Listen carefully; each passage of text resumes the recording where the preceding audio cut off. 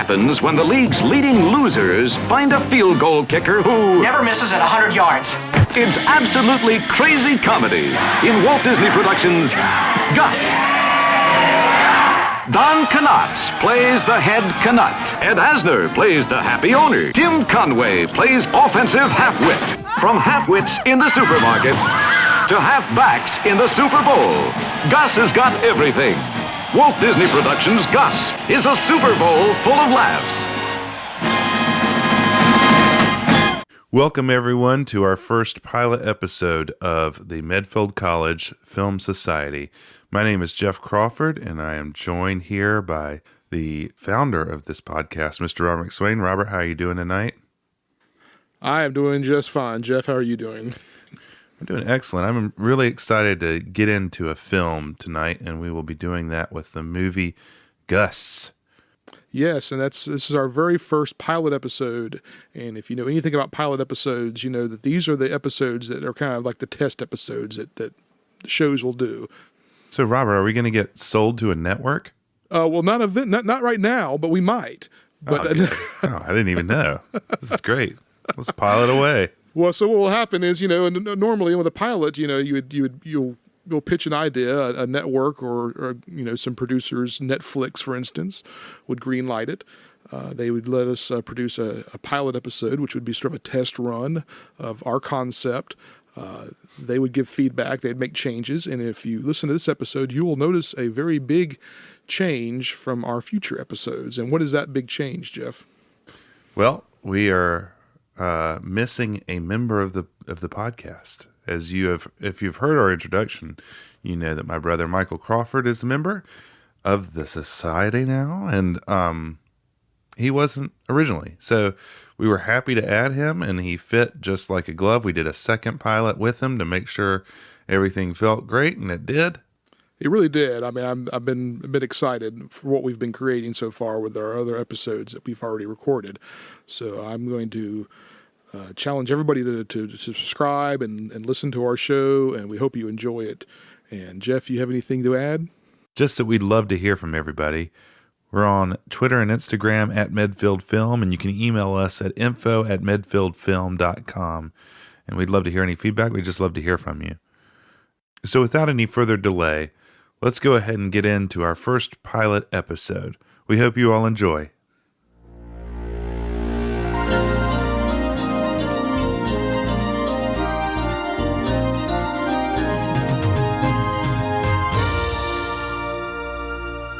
Well, guys, there's a chill in the air. It's like football season, right? Right. Oh, yes. It's old pigskin's coming out. So I thought it's time for the 1976 sports comedy classic, Gus. It's starring Ed Asner. It was a comedy? Oh, it's a comedy. It's a comedy. It's a sports action movie. It's an action movie, I guess. All right. And it that changes everything. It's a true underdog story. Yeah, and it stars Ed Asner, Don Knotts, a veritable who's who of 70s stars of mostly of the small screen. Tim Conway's in it. All kinds of people, which we will get to. Real quick, just to give some context, this Walt Disney died in 1966, and then there was a whole bunch of films that he was part of on the production end, and those kind of fizzled out. And then there's a bunch of films in the 70s that he had nothing to do with, and the company is kind of saying, what should we do? So there's a real varied slate of movies in the 70s, and it's a real interesting point in the Disney history before 1984, where Michael Asner and Frank Wells take over and kind of lead this renaissance with all these now classic movies. But yeah, the head of the studio then was, I might add, a former USC quarterback named Ron Miller, who was son-in-law of Walt Disney. And obviously, at some point, Don Knotts and Tim Conway signed a contract with Disney around this movie because they appear in this movie, The Apple Dumpling Gang, Apple Dumpling Gang Rides Again, and I believe a couple of more movies. Yeah, I believe I saw there was maybe 5 total that they did with them. I think that's right. Don Knotts and Tim Conway, kind of a duo in the 70s on these Disney films. And they're kind of not a duo in this movie, which we will get to, but Tim Conway did become a Disney legend in the class of 2004. Don Knotts, not a Disney legend, even though they appear in almost the same movies. I wonder if they're grading on a curve because of Tim Conway's grocery store scene in this movie. Oh my gosh. I mean, that was like a third of the movie, right? So it definitely ate up a lot of time. So Don Knotts, Andy, what's your, you know something about Don Knotts, right? I mean, yeah. I'm a aficionado of the Andy Griffith Show, the Don Knotts years, I like to say. So the black and white episodes. That's right. And so that's my wheelhouse as far as Andy Griffith knowledge. So if we do a podcast about Andy Griffith Show, I could be much more helpful there. But here's the thing: with my love of Don Knotts, can I go ahead and jump in and just say I was really disappointed in how he was used in this film? I completely agree, and I think we're jumping in. Yes. Yeah, let's go ahead and start there. That's a good jumping point because he's on the cover. He's on the cover, and I'm like, okay, this is going to be a great Don Knotts movie. He's going to have all those Mr. Furley moments where his eyes get big and all those kinds of things. And he was wasted. He did not have to be in this movie at all. It really felt like that they had him on contract, and he was sort of sitting there on the sidelines. They said, "All right, it's your turn. You're gonna be in this movie. Oh, by the way, you're a coach." We'll get into that in a second. I want to talk about why we picked this movie, and I will say, this movie I think is at the critical time where there's just a lot of weirdness going on. There's some really strange. There's some funny casting. There's some weird moments. It kind of exemplifies this era for me. Robert, what do you think? I mean, there's a lot of things in this movie that surprised me. I'd never seen it before. You had seen it before coming into this, so you're the only one out of the three of us that had a background. Let me tell you when I saw it. This is one of the reasons why I wanted to watch it again. It is really strange. One time we had an elementary school assembly, and our principal brought a film strip of Gus, and we watched the whole thing. Was it an actual film strip, or were we talking about VHS? No, I think it was like a film. Wow. Yeah. Your and how strange is that now that it's not a film strip, an actual film, because a film strip. I'm sorry, it wasn't a film strip. Thank you. Okay. It was a film, and how bizarre is that now after seeing it again? That seemed like a good idea for a principal to do. I don't know. Teachers must. There wasn't anything in there that I'd be scared to show a bunch of elementary school kids. Well, I mean, that's debatable. Definitely is a bizarre movie to pull off the shelf. Yes. Even in the mid '80s, it would have been a bizarre movie to pull off. I don't know. The shelf. Dick Butkus was in this movie, and he did some pretty nasty. I was going to things. say Dick Butkus's aggression might be controversial. So let's talk a little bit about our initial feelings for the movie, just overall. Is this before seeing it or after seeing it? After seeing it, now that we've seen it, what's your overall impression? Well, I agree. I think that Don Knotts was definitely wasted. His casting as a football coach is questionable, but the way that he was used is truly bizarre. And it's just a ride, man. There's a lot of weird things that happen and a lot of wasted time in this movie, and a lot of fat for not a lot of meat. It kind of feels like maybe they pitched this idea of a movie, a football movie, and they maybe had about 30 minutes written, and then they said, we got to do something else here. I mean, but overall, I did find myself laughing at a few lines. I mean, I wasn't like, dying, but I chuckled, like legitimately went, that's pretty good. But was it like a laugh of like, haha, that's actually funny? Or was it a laugh of, oh my gosh, that's ridiculous? No, it was a laugh of that's actually funny. But there was a lot more of, this is really bad. This is really ridiculous. And, okay. Because I found a lot of those kind of laughs, as in, oh my gosh, that's what in the world are they doing? There was maybe I would say there may be 3 moments, and there's one that I'll point out when we do our big spoiler alert here in a minute. But yeah, there was one good line that I went, okay, that's on a level. Oh man, you're going to lines. I don't remember many lines. Oh, we'll quote it. Don't worry. Okay, good. This movie opens up in Yugoslavia in a soccer game. Naturally. Yeah. And that scene has the first egregious example of blue screen as the soccer players' parents are sitting in the crowd. From then on, it's just like bad. It opens with a complete cold open too. There's no context. It just starts, and they're in a soccer stadium. That's right. Yeah.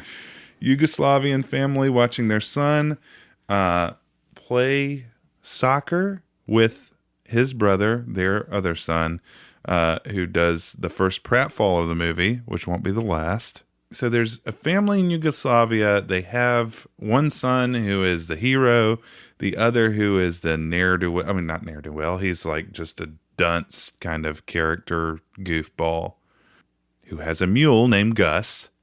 And they kind of play off this whole father issue thing too, which is really kind of bizarre. They hit it hard at the beginning and then intermittently, clumsily through the rest of the film. Father. Now I'm going to jump in right here say, first of all, so the son's name's Andy. Is that right? Yes. Did I get that correctly? Yes. Okay. At first, I thought that was C. Thomas Howell, like a young C. Thomas Howell, but apparently his name's Gary Grimes. Yes. Yeah. Okay. His career, I think, started and stopped here, as I recall. I think I read that he only did maybe a handful of movies after this, and maybe when you can only keep a Yugoslavian accent, like I don't know, 30% of the time, I see why. 30 is generous. I mean, it'd be like one word per sentence. He would like put a faint accent on. Well, and the other thing is, I mean, getting into it later, he has to have a translator, which I'll get to, because he can't speak English, but he doesn't seem to have any problem speaking English. Like, they don't even make it hard for him to speak English. Not at all. So he has a mule named Gus. So yes. That's just kind of they've established this now. And he is so upset that and he falls down a well because for some reason, because he's clumsy, he's just clumsy. And his dad's like, "Oh, my other son's a hero and you fall down a well."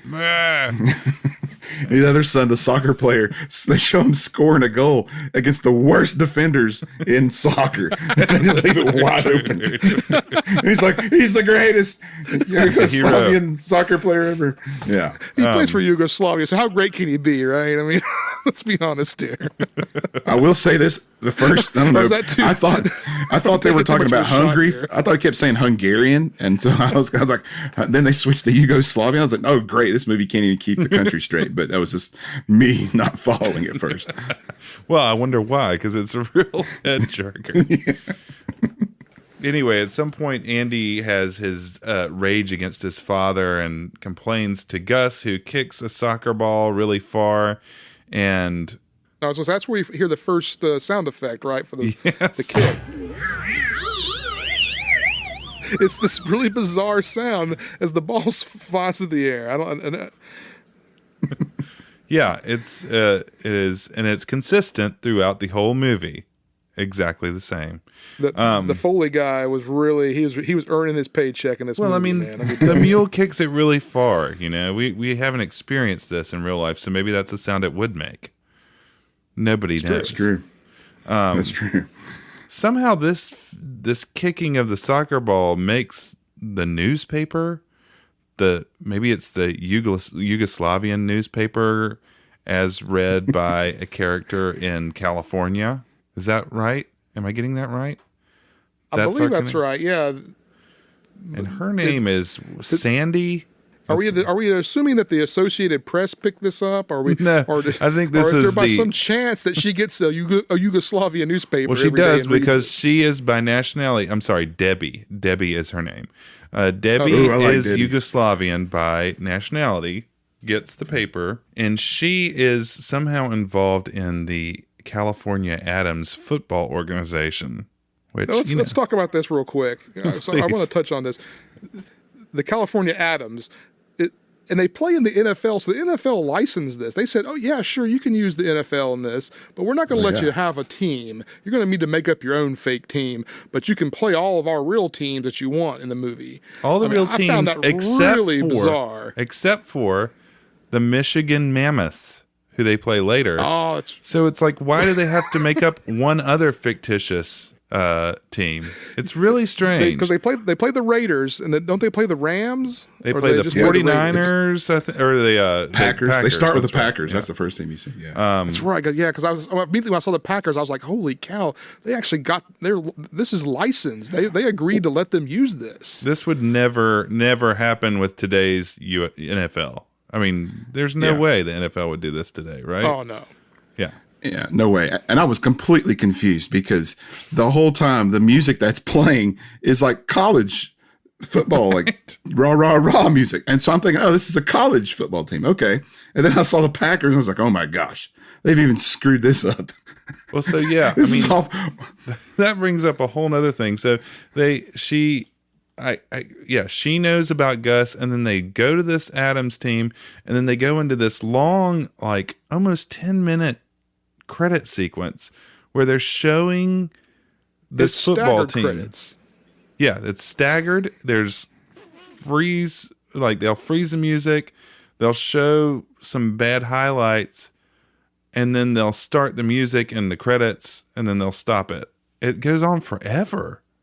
I've never seen credits like that before. That's the first time cold opens, bold enough as it is, but then to go and do a staggered opening credit sequence like that was really, I knew we were in for a treat when that happened. I was laughing more because I was like going, Andy is going to hate this. He's going to, I did. I wrote down, who's filming this game? Because they can't keep anything in the screen. It was awful. Well, yeah, that's the other question. I want to know where they filmed that.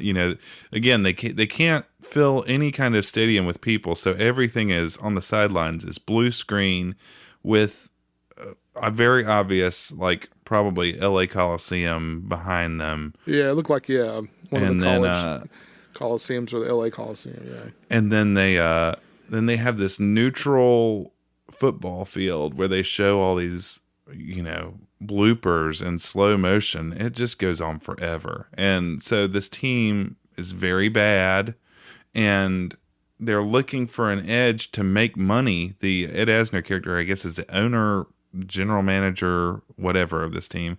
And He was a Jerry Jones of the Adams. yes, exactly. This character Debbie comes along with Gus as an idea for a halftime show because the team is bad, but they're like, maybe we can bring in more people with the halftime show, which I think Let's not worry about making the team better. Let's make the halftime show better. That's Well, their priority. it's That blew my mind. right. And then they have a band and they have a cheerleading squad. It's very college, and there's some real objectionable things they do with the cheerleaders. It's really It's very strange. 1970s. We'll leave it at that. Yes.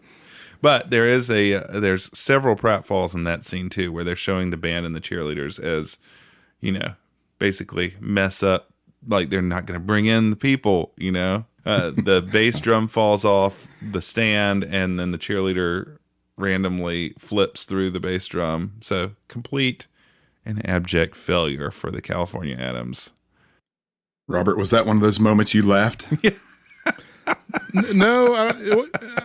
No, not there. Wasn't there. I mean, I definitely was laughing, but it wasn't because I thought it was funny. Okay. But there was definitely a couple of face palming moments when there was some of the jokes around the cheerleaders, and I was like, "Oh man, that's rough." Yeah. I'm just going to back up here and say I like Debbie. I thought she was cute. So, Yeah, just saying. certainly. Yeah, she was one of the more pleasant characters. She was very inoffensive and Yeah. Cute. Debbie is dating Dick Butkus, which is one of his first movies, and I can't remember. Let me look up his name here. Rob. He is a tough cookie. Rob Cargill, who plays for the California Adams. What position was he playing? Was he playing linebacker, or was he I think he was on offense, which doesn't make much sense. Yeah. Well, he was on defense too, though. Oh, he played both Because ways. later he makes a sack. I mean, I guess they were so bad. You need him out there. Yeah, so all-pro linebacker. Right. Dick Butkus. all time, one of the greatest all time. Yeah, yeah. Well, and I'm gonna go ahead and spoil it that I want to give the best supporting actor role to Dick Butkus's hair because it's pretty amazing in this movie.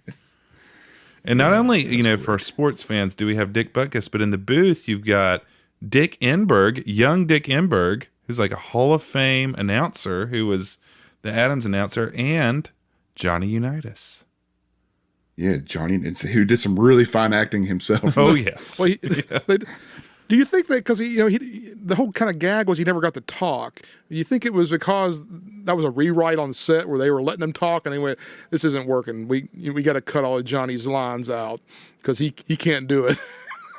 You got to wonder because the guy who was with him, Bob Crane is the actor's name. He was Pepper, who was Pepper kind of Pot. like a drunk color commentator character. He was kind of like a famous bit actor, one of many in this movie. So I wonder if it was just playing that way. But it does seem like poor Johnny was not meant for the big screen, really. He was kind of struggling. Yeah, it's He's funny no to watch old Butkus. Hogan's Hero, the guy just in there, just like kept looking at him. And Johnny, they do some tight shots on Johnny Unitas and doing some great reaction. Right.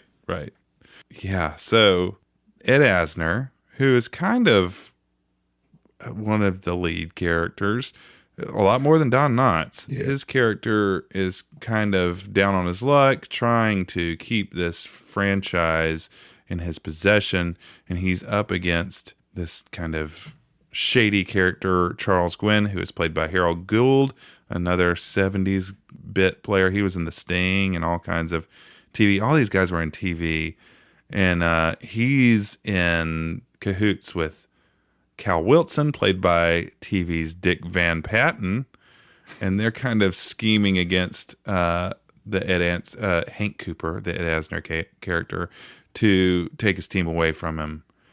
They start this kind of bet with him that they can. Well, before they make the bet, don't they? They do the field goal kick at the halftime show, don't they? Maybe that is before that. Yeah, because I thought they. That's yeah. right. Yeah, so I will say this. One genuine moment that I laughed was seeing the mule on the plane. They show Andy, through the window, and then the plane goes by. Then you see Gus in the back of the plane. That was actually a genuine laugh out loud moment for me. So they got the mule, and the mule gets cold feet, as I recall. Yes. And then Yes. while the mule is back in the tunnel trying to get his composure, while Gus is getting his composure with Andy, they do a pyramid, right? The poor cheerleaders do. A cheerleader pyramid. Yes. And it goes about like you would expect. Yes, indeed. And then they get old Gus out there, and Andy has to be out there with Gus every time, right? Yeah. Because That's the only way Gus will go out there and do it.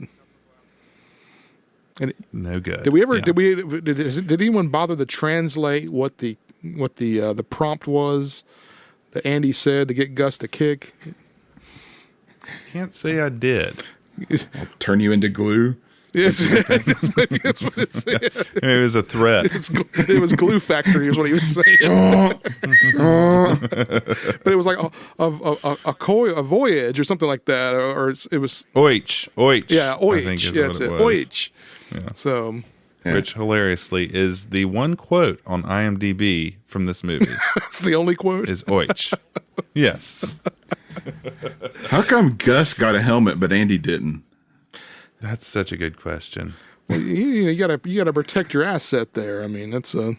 And Andy proved that he could play hurt later in the game. But so these guys, they make a deal with Asner, his character, Hank Cooper. I gotta remember this. The owner. Yeah, Hank Cooper. Makes a deal with Gwen, the banker. They are gonna help finance his team. Now, as I recall, they were only going to finance it for 1 year. That's exactly right. And he can keep it if it turns out if they make the Super Bowl, which seems totally preposterous. But the first game they're in, they put Gus in. No rules against animals playing in the NFL, is there? Yeah, we have to look into that. No rules. Maybe they changed it after that movie came out. I think maybe Jerry Jones needs to look into that. I think he seems like the kind of owner that would try to pull that one off there. I mean, if they're kicking for 100 yards, it's something to consider. Yeah, Gus is an immediate field goal machine. In fact, they people start cheering after like sacks because they know that old Gus is trotting out. He's a hit. And this has got to be the first time in history that a team is starting to turn it around because of a kicker. I mean, well, yeah. I cannot think of another time. I mean, they've got to have a decent defense, decent enough, right? Yeah. Their offense has got to be terrible, right? Right. I don't know, but you see the scores later, and sometimes the score is pretty high. Like later in the movie, I'm jumping ahead a little bit, but like before Gus even arrives, when Gus disappears, the score's pretty high. And so it's like they had to be scoring points somehow. There was a missed opportunity there because I think they could have made it really funny if it was just every score was in factors of 3. I mean, I think that would have been really, really funny if they were winning everything in threes, and the offense didn't. I mean, there was no touchdowns being scored. The defense was holding them, and they were kicking 60-yarders every time, 80-yarders, and just right. So these two guys, the bad actors, start to realize that it's not going so well. They are going to have to stop Gus somehow because these Adams keep winning the games. So that's where we cut to the jail. And I'm going to hand it over to Robert because that seems like a good break. Hang on. Before we do that, though, so Debbie starts developing a thing for Andy. Oh, gosh, I forgot that whole... There's too many plot lines. Too many plot lines. And Rob does not like that. Does that happen now, or does that happen... I thought that happened later in the second act. Oh, it starts happening then. Okay, because old Dick Butkus takes him out. Remember, he like hits him. That's right. Yeah. Then there's Dick a weird Butkus shower does not like... Yeah, Yugoslavians. Poor Dick. People coming after his women. Yeah. Yeah. So the owners have made a bet now with the bank, and I guess there seems to be a lot wrong with this. I guess it's better than him going to Vegas and making a bet to try to win money to save his team. but it kind of felt like to me like he was betting on his own team. That Hank Cooper was betting on his own team. And which obviously is a huge no-no. So yeah, Charles Gwynn, played by Harold Gould, was the banker. He starts to panic, and like I said, we go to the prison to find some convicts to help stop Gus, and they grab a character named Crankcase and Spiner. So Crankcase was played by Mr. Tim Conway. And Spiner was played by Tom Bosley from Happy Days, the father of Happy Days. I feel like they gave Tom Bosley like the most of anybody in this movie, and he deserved the least. Really weird. It was bizarre. Right. And we still have compared barely to Don Knotts. We still have barely seen Don Knotts at this point. I mean, all we've seen of Don Knotts was in the opening credits. Which, granted, were very long. Yeah. Yeah. But they could have flipped those roles. They should have put Don Knotts that would have been a lot better. Yeah. So the convicts, Tim Conway and Tom Bosley, have kidnapped Gus, and they replace him with a fake Gus. And you kind of think that maybe they would have figured something out, that Andy would have said, hey, something seems a little off with Gus here. But they trot him out there anyway. And he lines up, and he doesn't do anything when he calls for the kick. So then the chase is on. Now they got to find Gus. And, Wait. You're skipping a whole bunch of stuff. Because I got all kinds of notes. They got Gus drunk. Oh, that's Remember? right. Oh, yes. That was one of the better ones. Yeah. Well, the first one was they picked up Gus and they just drove him around. Right? That was the first one. Yeah, And then Tim they got, Conway. He shows up and he got him lost or something before the game. Then they get him drunk, which is pretty incredible. Yeah. Yeah. Gus comes out in the introductions drunk, and then there's all kinds of weird things that ensue. Andy and Gus become really famous now, and then they ping back to the whole the family issues, where his parents are completely still unimpressed that he's become a superstar in the US. They have Gus and Andy on a news program where they use satellite technology to bring his parents in from Yugoslavia, and a freaking jerk dad is oh, my other son is a hero, and he just uses his finger. It's like, you're on the news, dude. The wrong kid died. Yeah, it's very strange. Also around this time, Dick Butkus goes out to look for Andy and Debbie, who he thinks on a date, and rips off the top of that Volkswagen Beetle, and that was the Richard Keel from James Bond. Yeah, it was Jaws from James Bond. It's in there. It was like the one actor in the 70s more imposing than Dick Butkus, I guess. That was the biggest wasted scene I think I've ever seen in a movie. I mean, it really there were a lot of wasted scenes. It didn't really play anything. It didn't add anything to the story. It's true. It was wasted, certainly. Yeah. Now, all right. So remind me of this. I have a note here that I wrote down this quote that says, "Never switch mules in the middle of a shave." And I don't know what did that come from, because I don't remember. I'm glad you asked that question, Andy. I've been waiting to answer that one for a long time. I have no idea. Is that your quote, Robert? That was not my quote. No. I had two quotes I was going to drop on you guys later, but that was not one of them. I don't know if I recall that quote. I may start using that one though. I believe that definitely needs to be used more often. Hey, never switch mules in the middle of a shave. I hope to impart that to my son someday. Wow. So yeah, there's this whole thing, and so Robert, you were talking about they switch Gus finally. Yeah. Right? So yeah, well, the team starts winning, and then we have the whole Dick Butkus and rivalry with Andy, because he's dating his girlfriend, and it seemed kind of bizarre. I mean, the whole love triangle thing just seemed kind of strange, but I guess they needed to have some sort of antagonist, and that created the antagonist, and because Butkus takes out Andy, cheap shots Andy. And then it was at this point they trade, like we could call him Dick Butkus, like that's who he's playing himself in this movie. But they trade. I mean, essentially, it's the same character every time. They trade Mr. Butkus to the Raiders, as I recall. Around that time, correct? Figures. Yeah, very appropriate. And that seemed to be the most on point. Yeah, to send him to the Raiders. Yeah. But the autumn wind is a Raider. Rob Cargill is his name. No, He's Rob not Cargill. Dick Butkus. That's right. Didn't he do enough as an actor to make you suspend your belief? He really filled out that helmet too, man. Whew. Yeah. You see that guy running at you. So so Robert, remind me, doesn't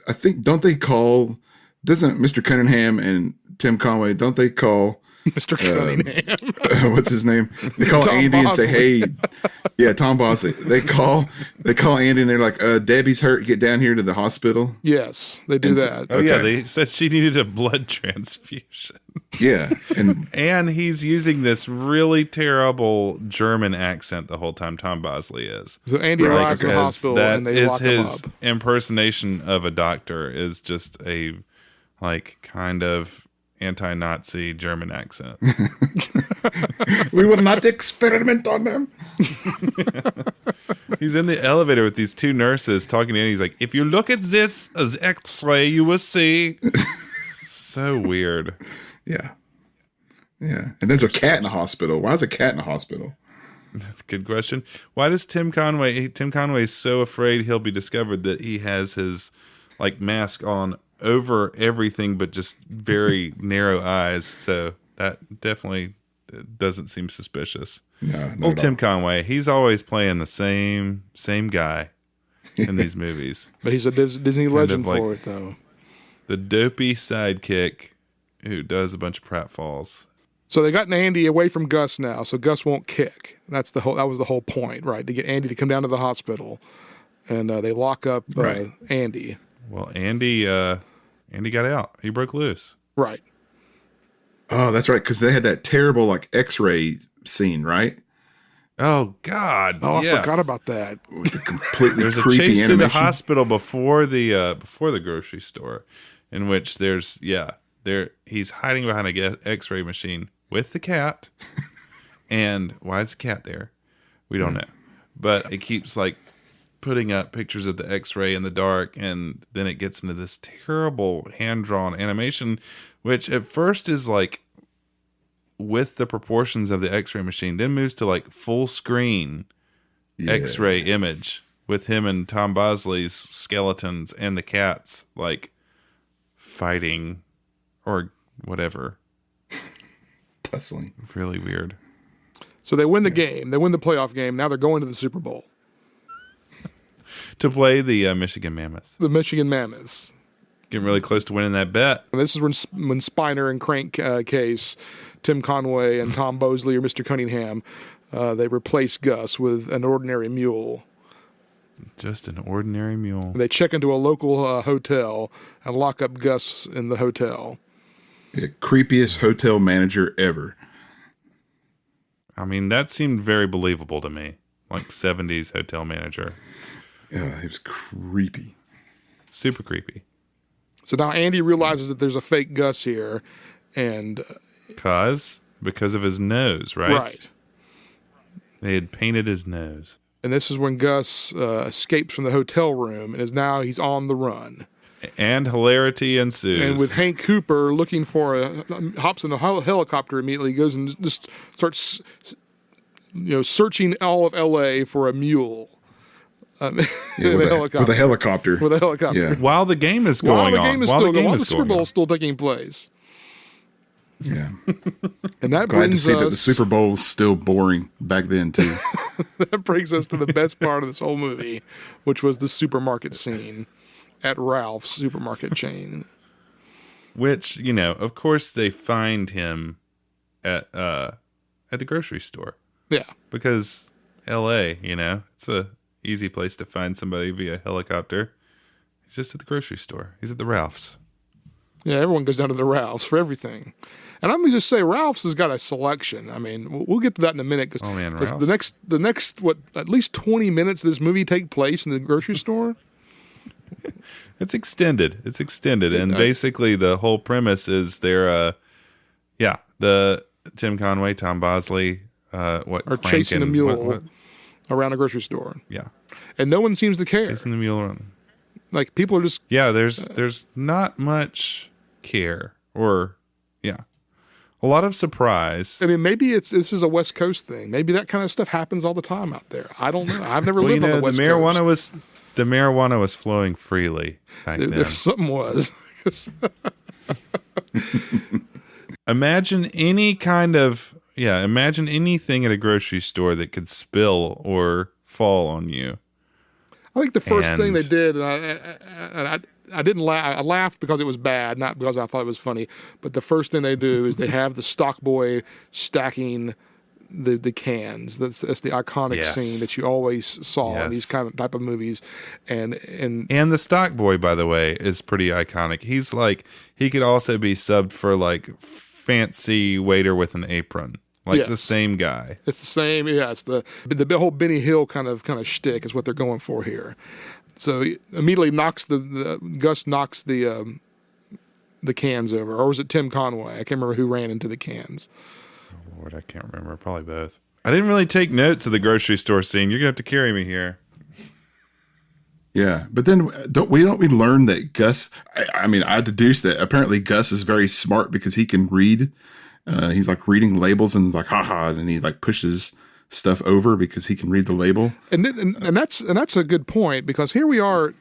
This is a Yugoslavian mule, mind you, and he's picked up English rather quickly, I must say. Yeah, we're not talking about a donkey here. We're talking about a mule. This is a mule. This is not some donkey here. Well, the whole thing. Clearly, the Andy has no problem speaking English. It's all just a ruse to shack up with Debbie. No. So, they're just English speakers in Yugoslavia. Mm-hmm. So maybe Gus has some experience. But the reading is incredible. Yeah. There's a lot of shtick here, and it felt very much like Home Alone. I mean, I really wonder if John Hughes didn't pull some of this for Home Alone, because it's two convicts chasing a mule around, and they're like getting there's a lot of misidentification. I will say, watching Tim Conway try to sneak up on Gus was genuinely funny, because he'd run up to him, then stop, and then pretend like he was shopping and look at the stuff on the shelves. Yeah, I mean, Tim, that scene was the Tim Conway showcase. Yep. Tom Bosley, on the other hand, oh my gosh. Like, there was a scene where he stops at the end of an aisle and he's like sneaking up below Gus, and Gus starts stepping on ketchup and mustard bottles. That took goes on forever, yes. where he's just kind of like reacting to that, but like in a weird, like almost sensual way. It's really bizarre. Yeah, I got kind of uncomfortable with that. Not one. okay. I remember watching that. I did not like that. That was very strange. But the one thing I did, the one moment I think I laughed in this movie, genuinely laughed, was the freshest meat gag they did, where they have Gus goes back into the butcher area, and I believe it's Tim Conway comes running back out with a butcher knife, chasing Gus, and the butcher has the big sign saying "freshest meat" in town. And yes, that was good. There, as I recall, there's a lot of look takes, and I thought, okay, that's a good sight gag there. So if Gus finally leaves, doesn't he? I mean, it's like after like several 20 minutes of them just going up and down every aisle in the whole Ralph's, and again, the selection is amazing at this Ralph's. This is like, this is Super Walmart before Super Walmart was even ever a thing. Yeah, they had everything. An early superstore concept. So he finally just walks out the front door, as I recall, doesn't he? Or does he jump out through a window? I don't remember now how he. I think he just walks out the front door. So, yeah, I mean, 20 minutes of him just sort of meandering around reading labels and foiling these two idiot convicts. He just strolls out the front door, and who just happens to be going by in a helicopter but Mr. Hank Cooper. And they airlift Gus. That's the other thing. They happen to have, the harness to airlift a mule just happened to, be there. I mean, if you're going to go find him, you might as well take the harness. Yeah, I mean, I guess maybe they always thought this was going to happen. They were, hey, yes, if we're going to have a mule on the team, we got to have some way to get them around. So let's keep that harness on the helicopter. Great emergency preparedness. And that was no CGI mule under that helicopter. That was a real one. That's so. Then the next scene is they're dropping this. They're airdropping this mule into the stadium, and like Andy said, I believe that would look like a real mule. I think there were a couple of moments that PETA might not be okay with now that poor Gus went through. So Gus makes it back to the stadium, and they're down at this point by quite a bit, right? Oh man, it's a rainy. It's not raining, but it had been raining. So that's right, because the field is a mess. The field is a mess. Which, Super Bowl, it's a different NFL. We don't know what it would have been like. But it seems pretty muddy. Pretty muddy for a sunny day. There's a lot of scenes of people, skidding around, 7-8 yards. Yeah, it was comedically muddy. Yes. I mean, it was just, so much mud. It's did they do that on purpose? As I have notes here, I think he kicks 5 field goals down now after he returns. So it sounds like they kind of went to that whole strategy that we were laughing about earlier, was as soon as they get the ball remotely within range, they're kicking a field goal. They're not even going to try. Everything's within range, right? He can kick 98 yards.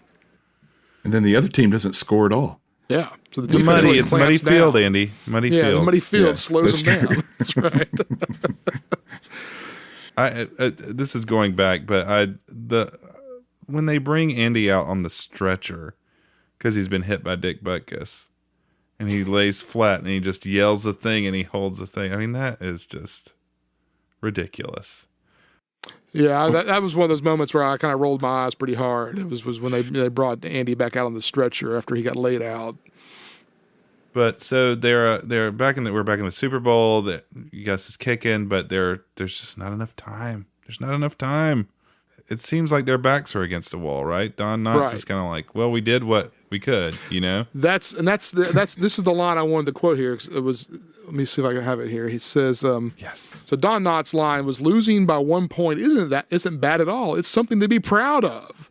And I heard that, and I was like, no. Losing the Super Bowl is bad no matter how you do it. There's no pride in losing a Super Bowl. What is wrong with you? Yeah, I couldn't believe that line. And Don Knotts should not be a football coach, you know. No, yeah. I mean, they could have at least made him like really tough. That'd have been like against, you know, your typical character, and that'd been fun to watch. Have him swear a lot, you know, that kind of thing. Yeah, swearing and just like putting people down and making this like they need a scene where Don Knotts made Dick Butkus cry. That would have been fun. That would have been great. Yeah, I would have liked that better. Yeah, he really should have been more like Lombardi. I think a Lombardi kind of channeling would have been funnier, definitely. So yeah, the ending. I mean, like, so what? There's 100-yard field goal to make to win. Yeah, right? They have to kick 100-yarder. Yeah, 100+ yards. They're kicking out of their own end zone, as I recall.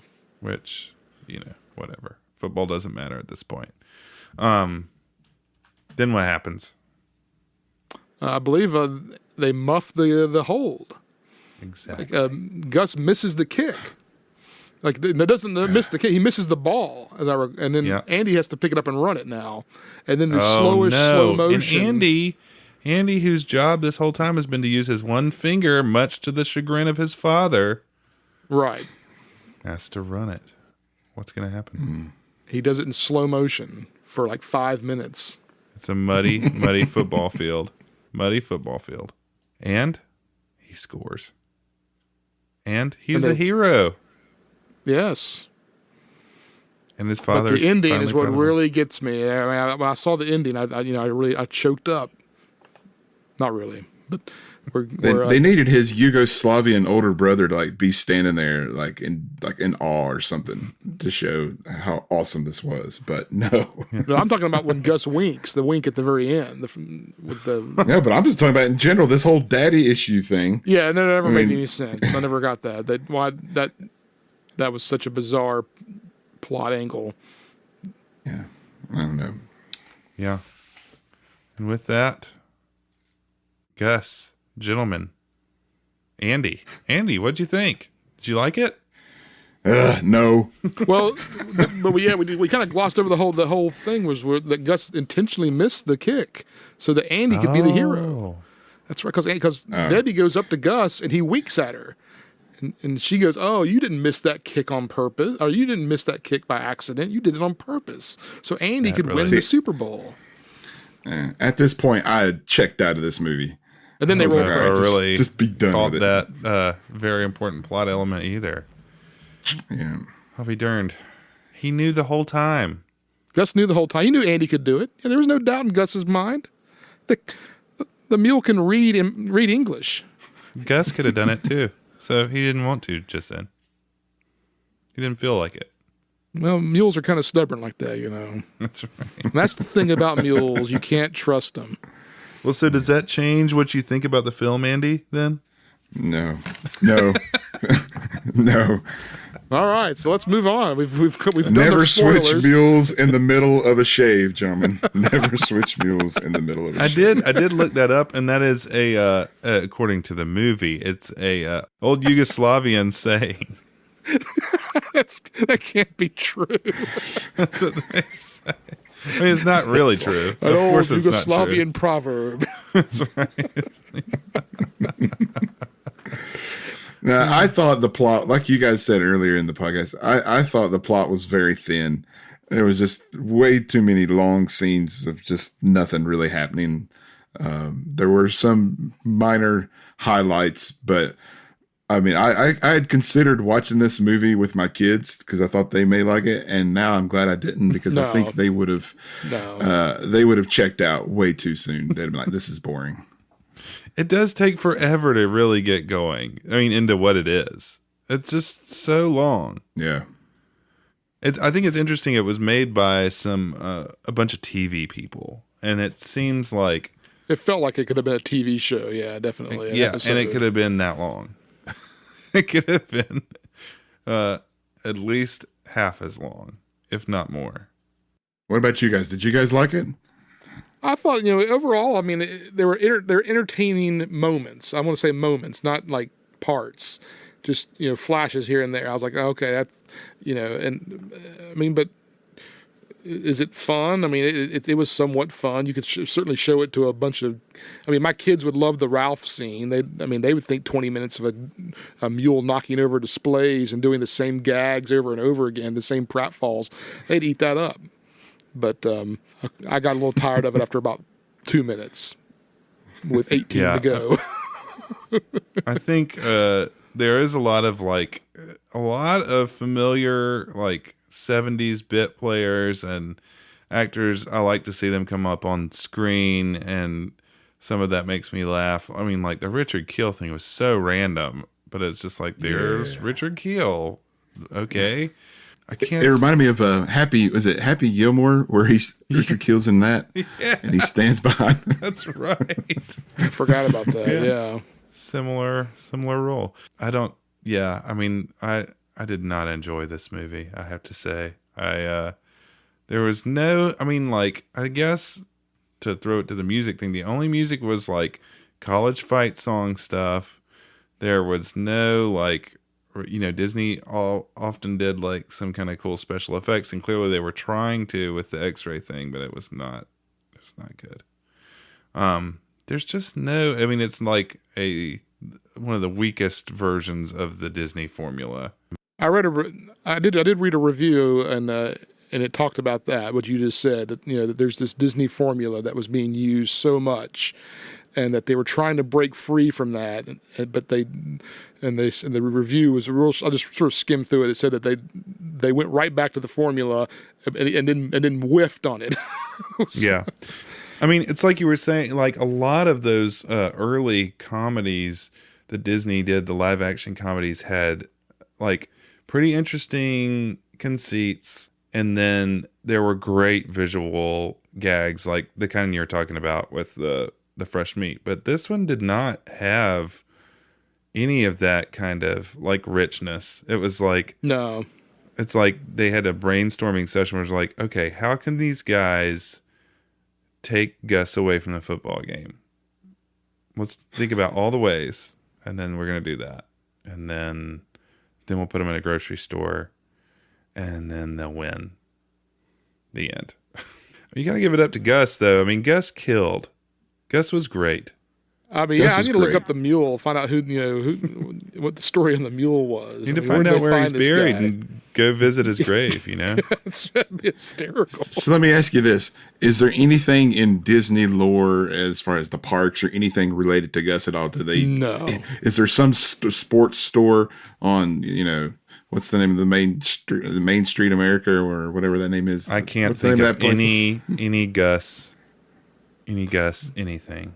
There would be hysterical, though, if there was some really subtle reference at the Wide World of Sports. Yes. I mean, the next time you go to Disney World, you need to wear a shirt with Gus on it and see if you get any thumbs up from anybody. I'm just looking at the poster, and the tagline is, "It's the league's leading laugh scorer." Yep. That's about right. Also, this movie was not a bust at the box office. It did pretty well. Yeah, I'm looking right now. They raked in about 21 million, almost 22 million. Yeah, which was nothing. I'm sure their budget was nothing. Yeah, 3 or 4 million at most, probably. Yeah, with Don Knotts taking up about a third of that. Right. It's interesting. I looked up this cast or the crew or whatever, the the people who were responsible, the production team. And a lot of them show back up in Herbie Goes to Monte Carlo, which is a couple of years later, which has Don Knotts in a much better role as Wheelie Applegate, which is one of my favorite character names. Now, tell me if this is right. From what I understand, is the writer of this movie also went on to write The Cat from Outer Space, the other Disney movie I've seen.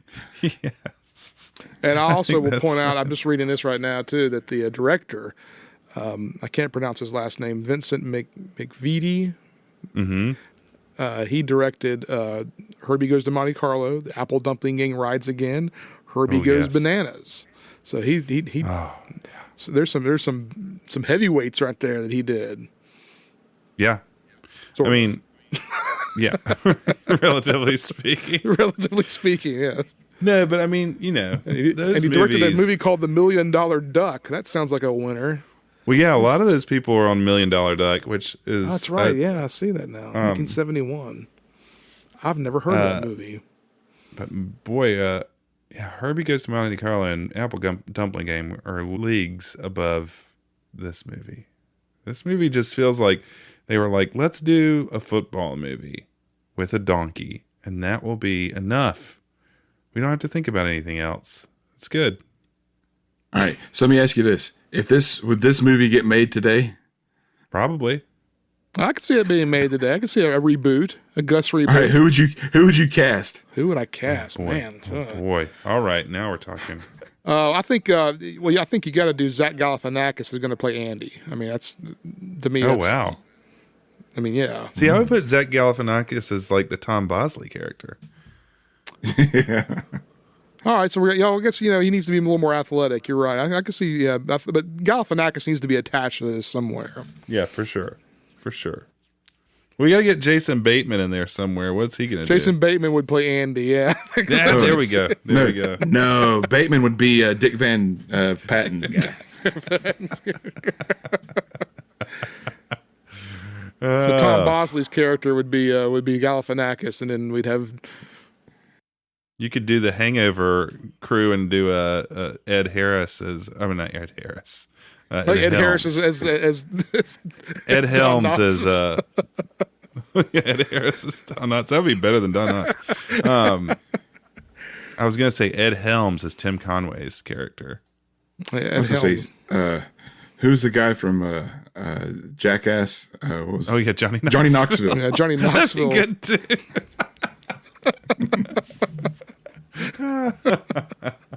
I think we got something here, guys. I think we could pitch this. I like this. We need to tweet Really Johnny good. Knoxville and get him on board. Yeah. Yeah. It's very good. Maybe Kevin Costner could be, because he's making a resurgence. He could be the Ed Asner owner character, like the surly Harrison owner. Ford. Oh, Harrison Ford Ford. is That's Ed Asner. perfect. Yes. Yeah. Let's do this. Let's make Gus again. I think it's got to be the mule, man. You got to have the mule. Yeah, you it can't falls recast apart. the mule. This thing doesn't have too many feet to stand on, and 4 of them are a mule's feet. So, Nicely done. thank you. So plot and writing. What are we thinking here? We'll just say on a scale of 1 to 4. 1 to 4. I mean, I'm not going to rate it higher than a 1. Yeah, it's gonna have to be a 1. Yeah, there's no way around it. Yeah. Casting. What are we thinking? I'm going 4 on this one, although, I'm going to go 3 because I think I like the cast, but again, the Don Knotts Bosley not utilized switcheroo. right. Yeah. So I like everybody. Really? No. Okay. I'm going a low 3 now because Andy is poor. Andy's poor. Yeah, Andy was bad. But The Knotts everybody Bosley else, switch should have those were happened. some big names there. I mean, and I think that's why the movie did so well, was because of that. Dick Butkus really owned it. He did great. And Johnny Unitas, he owned it. He earned it. Johnny Unitas. Both had way more to do than Don Knotts. All right, so we've already kind of talked about this, but what about the acting? So the casting was a 3. What about the acting? It's got to be another 1 again because, I mean, Debbie was really the only one that bringing it in that movie, I thought. Yeah, it seemed like people were collecting paychecks here, except for Dick Butkus. Except for I don't know, Mr. Cunningham with that German accent. I mean, he was. So production value. 0. Yeah, it's going to have to be another 1. I mean, there really wasn't much going on there. I mean, I thought, yeah, when you open it with a blue screen or green screen shot, I mean, that's just yeah. I was with you. I was like, going, man, this is going to be bad. The production Which value some here. of that is the time, but it was high even for the time. It was just like they are just doing it on a sound stage, and they don't give any, what's. All right, so we've gotten a 1, a 3, a low 3, a 1, a 1, and on the entertainment value, 1. it's I really want to give it a 2, but I can't do it. I think it's going to have to stay a 1 for me too. The parts that were entertaining were just moments, real flashes, but for an hour and a half or however long it runs, it was just rough. Yeah. You could have recut that movie into like 30 minutes, and you could have probably made something good out of it. That's what, yeah, and I think you're right. I think it's just a glorified TV episode from. Yeah. I thought I would Happy rate Days. that higher because I did laugh at a lot of it and just how ridiculous it was. But then for this, I was like, I better watch the first little bit again so I can remember what happened. And I did to not watch the whole thing again. Evidently, I forgot about all of it. I did not want to watch it again. I did not want to watch it. So that makes me think I'm going to rate it as 1. So I think if we average that out, we're looking at it like an average of 1 now. So I mean, maybe all. 3 was 3 too high for the casting. I mean, now I'm a little self-conscious. No, I think you're right with 3. I mean, Don Knotts was a huge 70s actor. Yeah. He was in a lot of movies and like making some bank at the movie theaters. Yeah. And then Tim Conway is, Carol Burnett's show and everything. I mean, Yeah, that's right in the middle of Carol Burnett. So he was definitely big time. and then Dick Van Patten I'm looking at it differently, though. I mean, you guys are saying yeah, these are great actors, but as far as the casting for the character, That's what I'm saying. Does not. I I think think the way it was they use poorly the done. way they utilize the characters.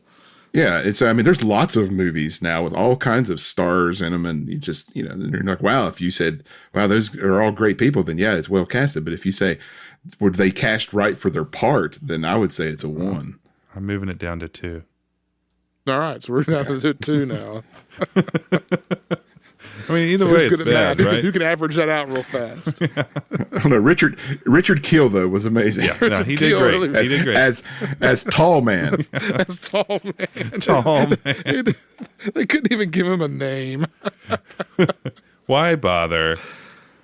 Oh man! All right, closing thoughts. What we got here? How painful was it? It was very painful, and More so for you because you've seen it before. You came in with a background, a history with this movie. yeah, but I was young. I went in completely and- cold. Yeah, I don't know. It's just You're young and impressionable.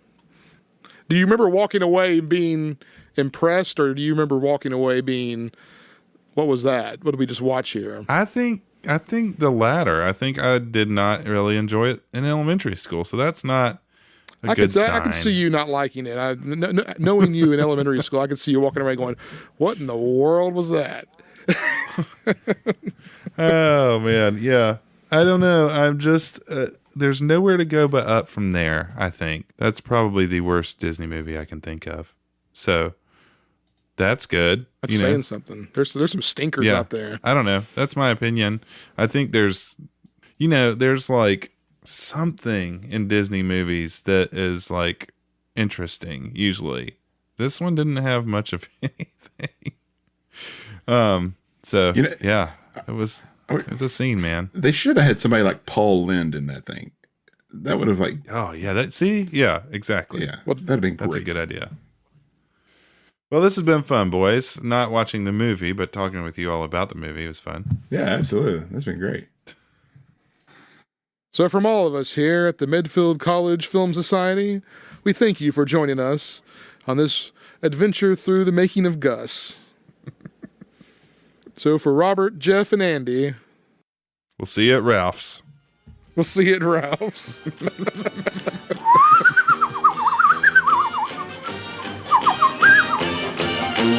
Proud are we of mighty Redfield, alma mater dear.